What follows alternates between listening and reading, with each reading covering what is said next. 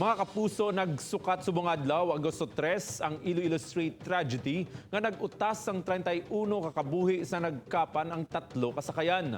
Sa sulod sang isa ka tuig, sa di nabala padulong ang investigasyon kag kamusta na ang pila ka mga himata nga nalistan. Aton balikan kag ibaloon ang pinakauli nga istorya sa RTV Presents ni John Sala.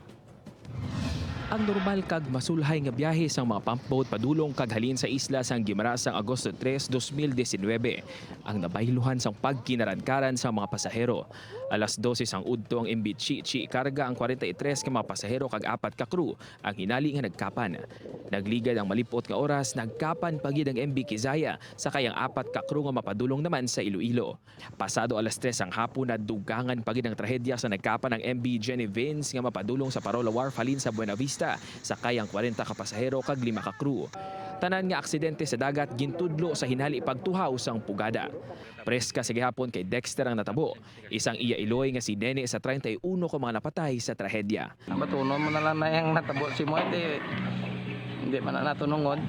Tuod nga trahedya na, pero tani kung nakita lang namon nga ginhimo lang sang natungdan mga Coast Guard ang ilang trabaho medyo wala naman kami tani nabato naman namon ang natabo pero sa amo to nga sitwasyon do may pagkukulang gid sila. Sa 96 ka mga pasahero kag crew nga nakasakay sa 3 kasakayan, 75 diring nakaluwas. Isa sa mga survivors si Mark Angelo Subaldo.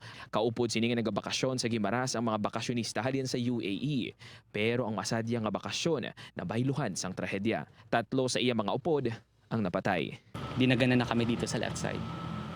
Tapos ayun, biglang tumaob na. Makita naman ng kakulba sa mga mata ni Catherine Joy Santillan 3 kaadlaw matapos ang aksidente. Wala ini maghuna-huna ang makaluwas sa trahedya. Akala ko po yung isa, katapusan ko na po kasi po naipit po talaga yung leg ko.